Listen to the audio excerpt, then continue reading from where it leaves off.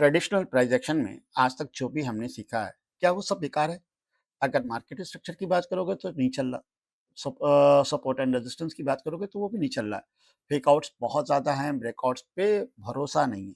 तो आखिर इस बाज़ार को ट्रेड कैसे करें? सबसे पहला तो सवाल यही बनता है। और दूसरा सवाल ये बनता है कि प्राइस एक्शन क्या फेल हो गया है? अब प्राइस एक्शन को फॉलो करने का कोई मतलब नहीं है। तो सबसे पहले तो आप ये समझिए कि प्राइस एक्शन कभी भी फेल नहीं होता। कंडीशन होती है।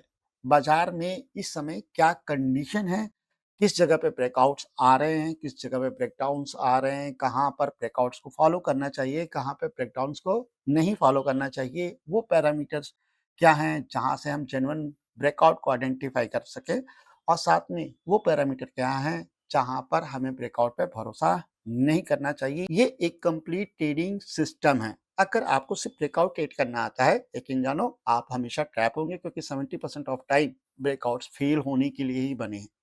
तो आपको 30% को भी गैदर करना है क्योंकि ब्रेकआउट और ब्रेकडाउन्स के बाद बहुत बड़े मूव आते हैं। साथ में आपको 70% भी समझना है कि हम ये समझ पाएँ कि ब्रेकआउट जेन्युइन ब्रेकआउट की कंडीशन क्या है और फेक आउट की कंडीशन क्या है। तो आज की वीडियो में हम इसी टॉपिक पे डिटेल से बात करने वाले हैं। सबसे पहले तो कंडीशन समझेंगे कि करंट मार्केट कंडीशन क्या है। तो आज की वीडियो में मैं एक कंप्लीट ट्रेडिंग सिस्टम के बारे में बात करने वाला हूँ, जिसके अंदर आपको मार्केट कंडीशन भी एक्सप्लेन की जाएगी, जिसके अंदर आपको जेन्युइन ब्रेकआउट की क्या कंडीशंस होती हैं उसको आइडेंटिफाई करना सिखाया जाएगा और साथ में उसको किस तरीके से ट्रेड करना है ये भी एक्सप्लेन किया जाएगा। थर्ड और सबसे इंपॉर्टेंट कि फेक आउट कैसे होते हैं और जब फेक आउट होते हैं तो क्या उसके लिए भी कोई ट्रेडिंग स्ट्रेटजी है।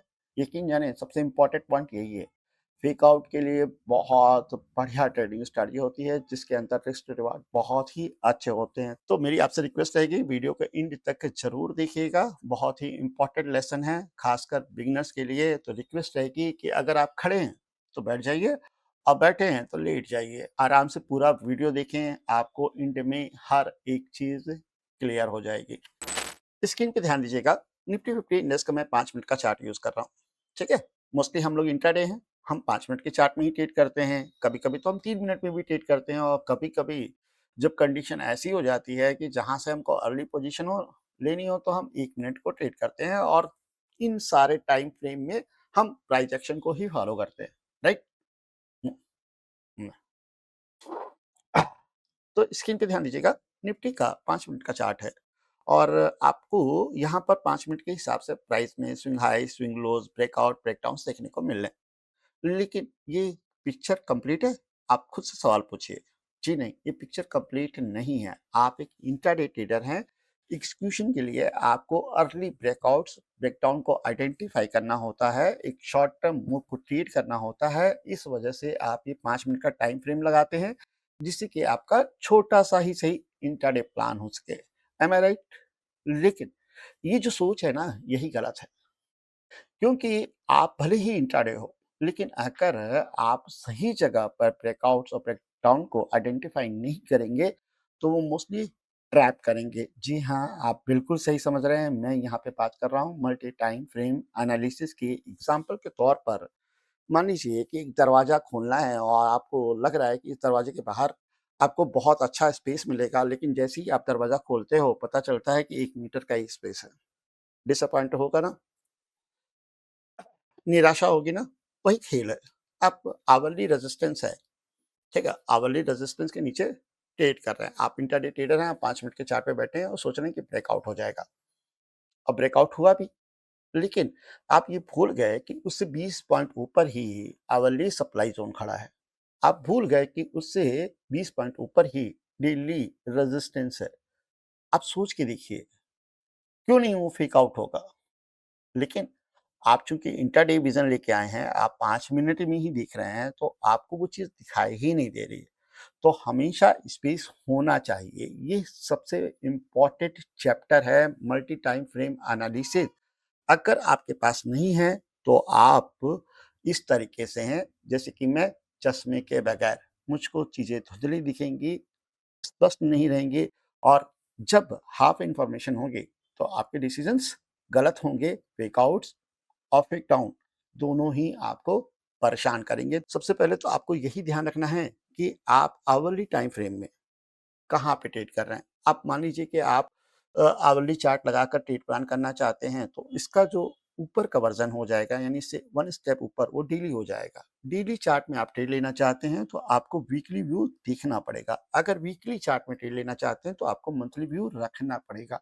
तो यहाँ पर तो भले ही आप 5 मिनट में ट्रेड करें, लेकिन आवरली सपोर्ट एंड रेजिस्टेंस का ज्ञान होना बहुत ज़रूरी है। तो ये चीज़ें बहुत ज़्यादा क्लियर रहनी चाहिए कि आवरली टाइम फ्रेम में आप कहाँ पे ट्रेड कर रहे हैं, जिससे कि आपका बेहतर इंट्राडे प्लान हो सके। मैं इसको वो चार्ट पे एक्सप्लेन करता हूँ। सबसे पहले हम इसको क्या कर देते हैं, हाइड कर देते हैं। कंडीशन समझेंगे ना, तो आपको एक्चुअल में समझ में आएगा कि गलती कहाँ पे हो रही है। प्राइस स्ट्रक्चर की बात करें तो प्राइस हमेशा 3 साइकिल्स में चलता है। पहला क्या कि अप ट्रेंड, ठीक है? और उसके बाद हम बात करेंगे डाउन ट्रेंड, ठीक है? और फिर होता है आपका साइडवेज, ठीक है? आप यही जानते हैं। वैसे अगर मेरी बात की जाए तो मैं तो ट्रेंड को 5 साइकिल में डिवाइड करता हूँ। सबसे पहला रहता है bullish, sideways to bullish second, फिर न्यूट्रल, फिर 4th आपका डाउन साइड, बेयरिश साइड, और 5वां आपका बेयरिश टू साइडवेज, ठीक है? जब भी ऑप्शन ट्रेड करते हैं तो इन चीज़ को ज़्यादा ध्यान देते हैं कि साइडवेज को, क्योंकि मैं एक ऑप्शन सेलर हूँ। लेकिन अगर बात की जाए ट्रेडिशनल तरीके की, तो 3 तरीके से बाजार में मूवमेंट होती है। पहला बुलिश मूव होता है, सेकंड होता है बेयरिश मूव, और तीसरा होता है एक रेंज। ये चीज़ आपको यहाँ तक क्लियर होनी चाहिए, क्योंकि जब तक आपको मार्केट स्ट्रक्चर क्लियर नहीं होगा, आप चीज़ें नहीं समझ पाएँगे। अब हम बात कर रहे थे मल्टी टाइम फ्रेम की। मान लीजिए कि ये एक बाजार में कंडीशन है, ठीक है? इस समय, और आवली चार्ट पर आप यहाँ पे ट्रेड कर रहे हैं, राइट? इस जगह पर, यानी ऑलमोस्ट आप रेजिस्टेंस के पास में हैं, और इंट्राडे में आपको क्या दिखेगा, यानी 5 मिनट के चार्ट में, 5 मिनट के चार्ट में आपको प्राइस इस तरह से मूव करते हुए दिखेगा। समझ रहे ना? ये जो मूव है ना, ये यहाँ से यहाँ तक का वो 5 मिनट में कुछ इस तरह का दिख रहा होगा। अब कॉन्फ्लिक्ट है, आप एक्चुअल में रेजिस्टेंस पे हैं, जहाँ से ब्रेकआउट भी आ सकता है, फेलियर भी आ सकता है। अब इस जगह पर आपको एक ब्रेकआउट दिख रहा है, ठीक है? यहाँ से ये ब्रेकआउट हुआ, लेकिन आप भूल गए कि एक्चुअल में इसी के ऊपर यहाँ रेजिस्टेंस है। तो बहुत ज़्यादा संभावना है कि वीकली सप्लाई ज़ोन से प्राइस को पटक दिया जाएगा। तो यहाँ पर अगर आप जिस टाइम फ्रेम में ट्रेड कर रहे हैं, उससे एक स्टेप ऊपर नहीं नज़र रखेंगे, आपको फेकआउट बहुत ज़्यादा देखने को मिलेंगे। Same condition, vice versa condition down side की भी होती है। ये चीज़ें बहुत अच्छी तरीके से समझ में आना चाहिए कि टाइम फ्रेम का इम्पोर्टेंस क्या है। होप अभी आपको थोड़ा बहुत क्लियर हो गया होगा कि टाइम फ्रेम को किस तरीके से देखें। ये भी एक पैरामीटर है फेकआउट से बचाने का, ठीक है? अब बात करते हैं सेकंड कंडीशन की।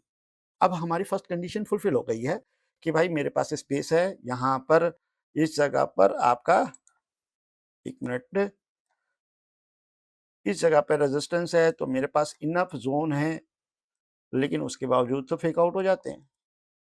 बिल्कुल हो जाते हैं, मैं कहाँ मना कर रहा हूँ। अभी आपने टाइम फ्रेम देख लिया और आपके टाइम फ्रेम के हिसाब से बहुत स्पेस है, आवरली रेजिस्टेंस बहुत दूर है। तो यहाँ पे जो 5 मिनट के टाइम फ्रेम में ब्रेकआउट आया है, ये जेन्युइन हो सकता है। क्या वाक़ई? नहीं। इसकी भी कंडीशन है, और इसके ऊपर मैंने डिटेल में एक वीडियो पहले बनाई थी कि प्राइस किस तरीके से रेजिस्टेंस को ब्रेक करता है। तो सबसे पहले हम उन्हीं की बात करते हैं, यानी कंडीशन 1 कि हम ये कैसे आइडेंटिफाई करें कि ब्रेकआउट जेन्युइन है। अब आपको मार्केट स्ट्रक्चर के बारे में जानकारी है। आपको हमेशा एक चीज़ याद रखनी चाहिए, जब भी बुलिश ब्रेकआउट होगा, उससे पहले वो क्या होगा, इक्वल हाई। इस लेवल को क्या बोलेंगे हम, इक्वल हाई। समझ रहे हैं? ब्रेकआउट होने से पहले ये हमेशा क्या रहेगा, इक्वल हाई, ठीक है ना? यहाँ पर एक हाई लग चुका है और आप हाई के पास ट्रेड कर रहे हैं, तो ब्रेकआउट से पहले हमेशा वो एक इक्वल हाई बनाएगा। अब यहाँ पर कभी हम ब्रेकआउट इस तरह का देखते हैं, और कभी ब्रेकआउट हम इस तरह का देखते हैं। राइट? ये जो दोनों कंडीशंस होती हैं ना, ये ट्रेडर को हमेशा एग्जीक्यूशन में प्रॉब्लम करती हैं। अगर मैं इस कंडीशन की बात करूँ, तो ये बहुत ईज़ी टू ट्रेड है। ये रेजिस्टेंस आया, रेजिस्टेंस से एक छोटा-सा पुल बैक आया और उसके बाद रेजिस्टेंस ब्रेकआउट हुआ, आपको यहाँ एंट्री मिली, ये आपका स्टॉप लॉस रहा और फिर आप फर्दर टारगेट रख सकते हैं। लेकिन जब ये कंडीशन आती है ना, तो यही क्रिएट करती है सबसे बड़े नाइटमेयर को, जिसे हम फोमो कहते हैं। इस कंडीशन को समझना सबसे ज़्यादा ज़रूरी है। तो यहाँ पर हमें इसी को हराना है। अच्छा, हराएँगे कैसे? बाज़ार तो कभी ऐसे सीधा-सीधा चलता चला जाता है और कभी-कभी क्या होता है कि रेजिस्टेंस ब्रेक होता है और उसके बाद सट से नीचे मार देता है। तो आप तो इसको देख रहे हैं, लेकिन क्या इसे भूल गए हैं? ये भी तो हो सकता है। तो इसको कैसे फिक्स करें? जब भी ब्रेकआउट्स होते हैं ना, तो आपको इन 1 मिनट करता हूँ मैं, फिर से थोड़ा-सा डिलीट करके वापस बनाते हैं, जिससे कि आपको बहुत अच्छे से क्लियर हो कि ब्रेकआउट के जेन्युइन कंडीशंस क्या होते हैं। कोशिश मेरी पूरी है कि मैं आपको सिखा सकूँ, आज तक मैंने अपने एक्सपीरियंस से सीखे हैं, वो आपको एक्सप्लेन कर सकूँ। तो सबसे पहले कंडीशन की बात करते हैं। सबसे पहला कंडीशन क्या है कि हाई लगा, लो लगा और आप इस समय इक्वल हाई के आस-पास ट्रेड कर रहे हैं। ये है आपकी फर्स्ट कंडीशन। लेकिन यहाँ से अगर एक छोटा-सा पुलबैक आ जाए और उसके बाद ब्रेकआउट हो जाए, तो ये कंडीशन परफेक्ट है। किसके लिए? ब्रेकआउट्स के लिए। मोस्ट ऑफ टाइम ये ब्रेकआउट बहुत ही जेन्युइन होता है। तो ये आपकी क्या रही? कंडीशन 1। बहुत ईज़ी है, बहुत आराम से समझ में आता है। लेकिन हमने जो बात की थी फोमो की, जो इस तरीके से आती है, इसको कैसे फिक्स करें? तो कभी भी अगर इस तरह का ब्रेकआउट हो, तो आपको जंप नहीं मारना है रनिंग कैंडल में। अगर ब्रेकआउट जेन्युइन है, ठीक है? तो क्या होगा कि कैंडल ब्रेक होगी, उसका हाई लगेगा और फिर वो हाई भी ब्रेक हो जाएगा। वहाँ पे जा सकते हैं, लेकिन वहाँ पर रिस्क टू रिवार्ड बहुत अच्छा मैच नहीं करता है। अब यहाँ पर अगर ये कंडीशन बन जाए कि ब्रेकआउट हुआ, ठीक है? और उसके बाद ब्रेकआउट के बाद एक छोटा-सा पुल बैक आ जाए। तो फिर आप प्रीवियस हाई मार्क कर लें। अगर पेशेंस रखेंगे तो आपको मोस्ट ऑफ टाइम ये चीज़ मिल जाएगी और उसके बाद अगर ब्रेकआउट होता है, तो ये भी एक जेन्युइन ब्रेकआउट है। मैं सिर्फ़ 2 पैरामीटर को ही ध्यान रखता हूँ, पहले कंडीशन 1 और दूसरा कंडीशन 2। अगर ये ब्रेकआउट हुआ, तो इससे मेरे को कोई मतलब ही नहीं, मैं मोस्ट ऑफ टाइम इसको ट्रेड ही नहीं करता अनटिल अनलेस जब तक पुल बैक ना आए। अब आप इसके लिए मुझे क्रिटिसाइज़ कर सकते हैं क्योंकि कभी-कभी रैली बहुत बड़ी हो जाती है, इंट्राडे मिस हो जाता है। आप सिर्फ़ उसको देख रहे हैं। मैं देखता हूँ कि 70% ऑफ टाइम वो फ़ेल होता है। मैंने पहले भी बताया कि 5 मिनट में जब आप इंट्राडे प्लान करते हो तो ब्रेकआउट 70% ऑफ टाइम फ़ेल होता है। आजकल तो ये परसेंट 90% का हो गया है। तो ये चीज़ें रहेंगी, ठीक है? तो मेरे को पैसा बनाने से ज़्यादा मेरे को ये ध्यान रखना है कि पैसा लूज़ नहीं होना चाहिए। अब इन 2 कंडीशंस में आप एक चीज़ नोटिस करना, सिर्फ़ क्या है, मेरी एंट्री डिफाइन है, मेरा रिस्क डिफाइन है और मेरा टारगेट डिफाइन है। अगर ये 3 कंडीशंस नहीं मिलती हैं किसी भी ट्रेडर को, तो आप एक लूज़र रहेंगे, आप एक गैम्बलर रहेंगे। अब कंडीशन 1 में आप देखोगे तो जब एक पुलबैक लगा लिया इसने और उसका हाई प्रीवियस हाई ब्रेक किया, तो ये मेरा एसएल नहीं रहा, ये मेरा एंट्री पॉइंट नहीं रहा। टारगेट जो भी पास का स्विंग हाई और लो हो, पिवट हो, वो उसके हिसाब से हम टारगेट फिक्स कर सकते हैं। तो कंडीशन 1 इज़ परफेक्ट, है ना? ये तीनों ही चीज़ें यहाँ पर मैच हो रही हैं। सेम चीज़ यहाँ पर ब्रेकआउट हुआ, ठीक है? उसके बाद एक छोटा-सा पुलबैक आया और फिर से जिस कैंडल ने ब्रेकआउट किया था उसका हाई ब्रेक हो गया। यहाँ पर मेरा एंट्री डिफाइन है, यहाँ मेरा रिस्क डिफाइन है, टारगेट आप किसी भी तरीके से लगा सकते हैं, ट्रेल कर सकते हैं, पिवट यूज़ कर सकते हैं, रेजिस्टेंस प्रीवियस जो भी रेजिस्टेंस है उसको यूज़ कर सकते हैं। तो आपको ये सब चीज़ें पता होनी चाहिए। एक्चुअल में क्या होता है ना कि बाज़ार में ये इम्पोर्टेंट नहीं है कि ब्रेकआउट हुआ या नहीं हुआ, ठीक है? ये जो 2 मेरे मेथड हैं, ये इस पर है ही नहीं। मेरे जो मेथड कहते हैं कि मैं रिस्क कितना दूँगा और उसके बाद में मैं रिवार्ड कितना लूँगा, यानी आर टू आर। तो अगर रिस्क मेरा यहाँ पर कम होता है, रिस्क मेरा यहाँ पे कम होता है, ये ब्रेकआउट जो ऊपर की सीधा चला गया, उसके हिसाब से तो मेरा स्टॉप लॉस यहाँ बनता है। अब इसके ऊपर कितना जाएगा, कहाँ तक जाएगा, मेरा रिस्क टू रिवार्ड मैच ही नहीं करता, छोटा-सा करेक्शन आएगा, मैं पैनिक क्रिएट करता हूँ। मल्टीपल चीज़ें प्लान होती हैं। आप लोग हमेशा अपनी फ़ियर को कैलकुलेट किया करो। जब ये कैलकुलेट हो जाए, तब आप अपने ग्रीड को कैलकुलेट किया करो। लेकिन अगर आप सबसे पहले ग्रीड की बात करेंगे, ये इतना बड़ा नाइटमेयर है, आपका विनिंग ट्रेड भी लूजिंग में ये बदल देगा। आपने महसूस किया होगा, आपकी डायरेक्शन सही है, आपने ट्रेड सही लिया, लेकिन आप डर गए और बाजार से बाहर हो गए। तो हमें जब भी ब्रेकआउट देखने पड़े, तो कंडीशन वाइज होने चाहिए। ये जो 2 कंडीशंस हैं, ये मेरे एक्सपीरियंस बेसिस हैं और इसको कंट्रोल करने के लिए हैं। अब मैं अपने फ़ियर को कंट्रोल कर सकूँ, और लालची तो मैं आपसे बड़ा हूँ। देखिए, लालच होने में समस्या नहीं है, बिल्कुल नहीं है। ट्रेडिंग करने आए तो लालची तो हैं ही, लेकिन डरपोक इसकी जगह नहीं है। तो हमेशा किसको फिक्स करना चाहिए? अपने डर को। तो कंडीशन 1 में हमारा वो डर फिक्स होता है, कंडीशन 2 में हमारा वो डर फिक्स होता है। इसीलिए मैं इसे जेन्युइन ब्रेकआउट्स की कैटेगरी में रखता हूँ। ये मेरे अपने मेथड हैं, आप इसको फॉलो कर सकते हैं। मैंने अभी तक आपको टाइम फ्रेम की इम्पोर्टेंस समझाई थी। टाइम फ्रेम से आइडिया लेने के बाद मैंने ब्रेकआउट कंडीशंस के बारे में बात की। तो यहाँ तक मैं मान के चलता हूँ आपको सब कुछ क्लियर है। लेकिन इसके बारे में भी बात करना बहुत ज़रूरी है, क्योंकि अगर इसके बारे में आप बात नहीं करोगे ना, तो कभी-कभी आपको जो मेजर ब्रेकआउट्स होंगे, वो समझ में नहीं आएँगे। मैंने बात की है इनकी रिस्क टारगेट की, लेकिन अगर इस जगह पर हम अपना पोजीशन साइज़ मिनिमाइज़ कर दें और ये जेन्युइन हो, तो ये भी तो एक अपॉर्च्युनिटी है। तो इस अपॉर्च्युनिटी को कैसे मिस कर दें? तो इसके बारे में भी मैं यहाँ पर बात करने वाला हूँ नेक्स्ट चैप्टर में। इस चैप्टर में हम इसके बारे में बात करने वाले हैं। ये सीधा चला गया यार, है ना? मिस कर गया। लेकिन बाज़ार में क्या ऐसा हमेशा होता है? नहीं होता ना। कभी-कभी क्या होगा कि ब्रेकआउट हुआ और उसके बाद पूरा नीचे। तो हमें ये मालूम होना चाहिए इसकी एक्चुअल कंडीशन क्या है, और हमें इसकी भी कंडीशन मालूम होनी चाहिए। यानी ऐसी कौन-सी कंडीशन है जहाँ पे ये जेन्युइन ब्रेकआउट है, और ऐसी कौन-सी कंडीशन है जहाँ से ये फेक आउट कंसीडर किया जाएगा और वहाँ से एक रिवर्सल ट्रेडिंग प्लान की जाएगी। मैंने अभी तक आपको टाइम फ्रेम के बारे में बताया है। अभी तक हम फोकस क्या कर रहे थे कि जेन्युइन ब्रेकआउट को कैसे आइडेंटिफाई करें। अब हम फोकस क्या करें कि मोमेंटम को कैसे आइडेंटिफाई करें, क्योंकि दिस ये जो मूव है मोमेंटम को क्रिएट करेगा, और फिर हम फेक आउट को कैसे आइडेंटिफाई करें और उसको एक ट्रेडिंग अपॉर्चुनिटी के रूप में कैसे कन्वर्ट करें। तो ये जो वीडियो है ना, मैंने इसी तरीके से डिज़ाइन किया है। ये एक पूरा का पूरा सिस्टम है, इसमें सिंगल स्ट्रैटेजीज नहीं है।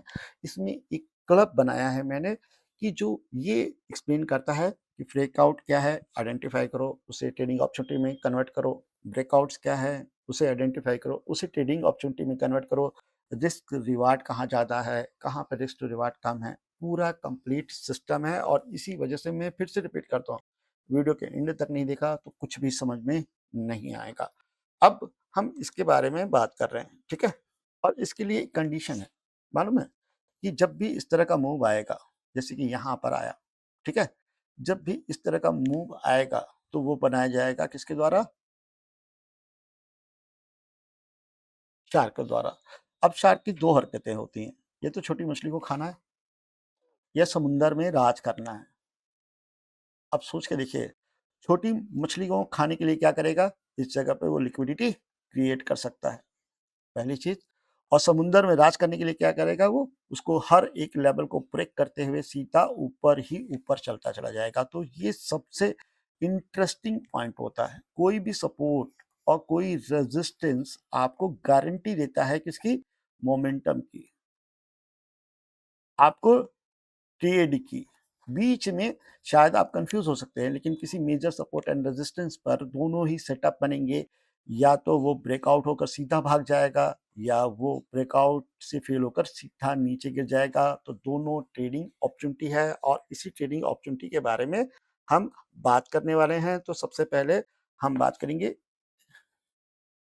इस मूव की, जो कंटिन्यू रहता जाता है, रॉकेट बन जाता है। इस कंडीशन को अगर स्मार्ट मनी में ले जाएँ, तो एक चीज़ से हम डिफाइन कर सकते हैं और वो है डिस्प्लेसमेंट कैंडल, यानी वो कैंडल जो रेजिस्टेंस पे बनती है, जिसका साइज बहुत बड़ा होता है और जिसकी विक बहुत छोटी होती है। तो ये क्लियर बताती है कि स्मार्ट मनी यानी शार्क ने यहाँ पर मजबूत बाइंग की है और अगर इसका ब्रेकआउट हुआ इस कैंडल के हाई का, तो ये मूव कंटिन्यू रह सकता है। अब इसको हम चार्ट पर थोड़ा सा एक्सप्लोर करेंगे, आपको वो चीज़ें अच्छे से क्लियर आएंगी, समझ में आएंगी। ठीक है, इस जगह पे ध्यान दीजिए आप। रुकिए मैं दिखाता हूँ आपको कोई बढ़िया सा मूव। ठीक है,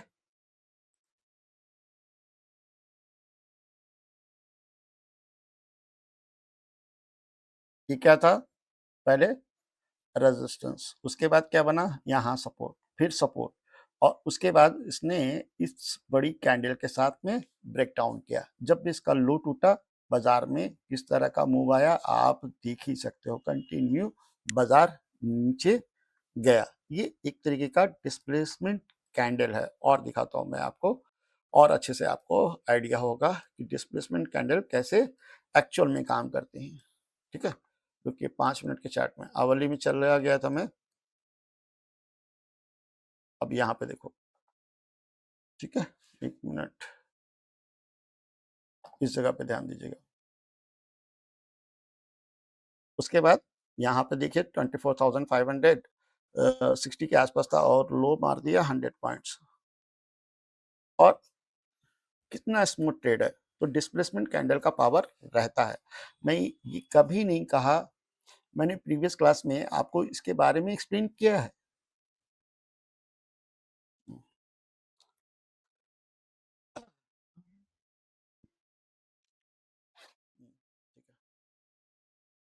ये क्लियर हुआ? और दिखाता हूँ आपको, रुक चाहिए। ठीक है, करके मैं एक दो एग्जांपल सेट कर दूं जिससे कि आपको बहुत अच्छे से कवर हो जाए। अभी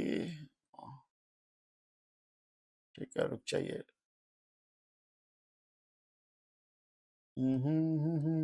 यहाँ देखिए यार, यहाँ पे तो सपोर्ट है ही नहीं, तो सपोर्ट ये देखिए, रेजिस्टेंस ब्रेक हुआ, डिस्प्लेसमेंट कैंडल कंटिन्यू ऊपर। ठीक है, दिखना कि किस तरह की अपॉर्चुनिटी क्रिएट करता है। डिस्प्लेसमेंट कैंडल बनी, फॉलो अप नहीं है, बाजार गिर गया। ठीक है, तो ये चीजें रहेंगी। जहां पर डिस्प्लेसमेंट कैंडल बनेगी उसका फॉलो अप आएगा, पूरा का पूरा बाजार मूव करेगा, आप अच्छे से ट्रेड प्लान कर सकते हो। लेकिन इसके साथ में एक और कंडीशन भी तो थी। ये तो हमें समझ में आ गया कि हाँ भाई, इस तरह से डिस्प्लेसमेंट कैंडल बनेगी। मैंने लास्ट क्लास में आपको इसके बारे में क्यों बताया था कि भाई इस तरह का ब्रेकआउट हो तो ये स्टॉप लॉस है, आरआर अच्छा है। फिर दूसरा मैंने समझाया कि ब्रेकआउट हुआ उसके बाद पुल बैक आ जाए फिर मूव हो, यहाँ पे भी आरआर अच्छा है। लेकिन जब बात करते हैं इसकी कि यहाँ से इस तरह का ब्रेकआउट हो तो उसको कैसे ट्रेड करें, अभी हमने बात की डिस्प्लेसमेंट की, राइट ना? लेकिन क्या ये नहीं होता? ये भी तो होता है। तो अगर ये मौजूद है तो ये कैसे छूट जाए? इस ये भी तो एक ट्रेडिंग अपॉर्चुनिटी है। मैं समझता हूँ कि यहाँ पर फोमो क्रिएट हुआ है, मूव आ रहा है, इसके बारे में मैंने अभी आपको समझाया भी कि डिस्प्लेसमेंट कैंडल कैसे बनती है, उसका फॉलो अप किस तरह का आता है। लेकिन जब डिस्प्लेसमेंट कैंडल फेल होती है तो आपको किस तरह का मूव आएगा, इसको भी मैं यहाँ पर समझा देता हूँ, जिससे कि ये पूरा का पूरा लेक्चर आपका क्या हो सके, कंप्लीट हो सके। ठीक है, ध्यान दीजिए, 5 मिनट के चार्ट में लगाते हैं, है ना? अरे कल ही क्या देख लेते हैं सबसे पहले। ये रेजिस्टेंस रहा, एरिया रहा। ठीक है, कैंडल ने ब्रेकआउट दिया। ठीक है, फोमो क्रिएट किया और उसके बाद फेल हो गया पूरा नीचे। ठीक है, और अच्छा एग्जांपल लेते हैं जिससे कि और अच्छे से हमें दिखे, है ना? यहाँ पे देखिए। ठीक है, इस कैंडल ने अच्छा खासा मूव बनाया, ब्रेकडाउन दिखाया, डिस्प्लेसमेंट कैंडल है। ये हाई, ये लो ब्रेक होना चाहिए। ब्रेक क्या हुआ? अपसाइड का। क्या मूव आया? This is the trap candle. ये अगर अपने रेजिस्टेंस पे बनी, इसका ब्रेकआउट आया तो बहुत अच्छा मूव आएगा। लेकिन अगर रेजिस्टेंस पे बनने के बाद ये फेल हो गया, इसका लो टूट गया, तो बहुत तेजी से नीचे भी आएगा। तो this is a golden setup. ये एक ऐसा सेटअप है जहाँ पर आप बहुत बढ़िया ट्रेड प्लान कर सकते हो। तो फेक आउट के बारे में रोना बंद कर दीजिए। It's a trading opportunity. मैंने जब कल की एनालिसिस की थी तो बोला था आपको कि बाजार अगर ऊपर गया तो क्या होगा, सस्टेन नहीं करेगा। अब आपके पास ये व्यू है तो इसका एग्जीक्यूशन कैसे करेंगे आप? देखो ना, इस तरीके से करेंगे। अब जब ये व्यू लेकर आया हूँ, शुरुआत में ही बाजार ऊपर गया और एक रेजिस्टेंस बनने के बाद एक पुल बैक बन आ गया और फिर रेजिस्टेंस ब्रेक हुआ, उसका फेलियर आ गया, तो यही एंट्री है और यही स्टॉप लॉस है। कर लीजिए आप ट्रेड। तो अगर आपके पास ये सब सेटअप हैं तो आप अच्छे से ट्रेड प्लान कर पाएंगे। डिस्प्लेसमेंट कैंडल इंड्यूसमेंट में कन्वर्ट हो जाती है जब उसका फेलियर होता है। स्मार्ट मनी इन्हीं लेवल्स पर काम करती है, मोस्टली एक्टिव होती है। तो आपको ये समझना ही पड़ेगा कि जेन्युइन ब्रेकआउट कैसे होते हैं, टाइम फ्रेम क्यों इम्पोर्टेंट है और साथ में डिस्प्लेसमेंट और इन्वेस्टमेंट बेस्ड स्ट्रेटजियाँ क्या हैं, जिससे कि आपका पूरा एक क्लियर सिस्टम बन सके। वीडियो ऑलरेडी बहुत लंबा है, मैं इसके बारे में और बोलना चाहता हूँ लेकिन वो बोरिंग हो जाएगा। जो भी आपके सवाल होंगे उनको ज़रूर आंसर किया जाएगा। तो इसी नोट के साथ में इस वीडियो को मैं क्लोज करता हूँ। उम्मीद करता हूँ कि आपको आज का वीडियो पसंद आया होगा। अगर पसंद आया तो प्लीज़ लाइक करिएगा, शेयर करिएगा एंड सब्सक्राइब करिएगा। मिलते हैं नेक्स्ट वीडियो में। थैंक यू, नमस्कार, धन्यवाद, जय हिंद।